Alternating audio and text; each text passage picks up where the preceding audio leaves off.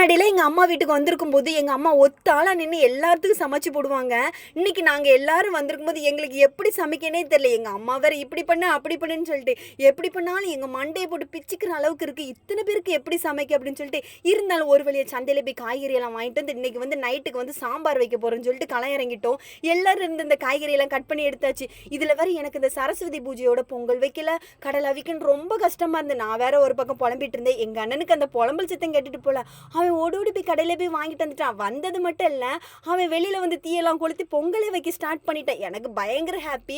அவ்ளோ பாசம் போல நம்ம மேல. இருந்தாலும் சரின்னு சொல்லிட்டு ஆனா முன்னாடி வந்து பல அடிகள், இடிகள்லாம் வாங்கி எடுத்து தான் வந்திருக்கோம். இன்னைக்கு பயவுல நம்ம வெளில போனதோட அவனுக்கு பயங்கர பாசம் போல.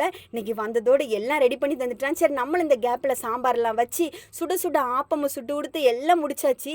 எப்போ பொங்கல சாப்பிடலான்னு சொல்லிட்டு ரொம்ப ஆவலோட எல்லாரும் காத்துட்டு இருந்தோம். பயங்கர டேஸ்ட். ஒருவேளை அண்ணன் வச்சனாலயான்னு தெரியல. நல்லா இருந்துச்சு.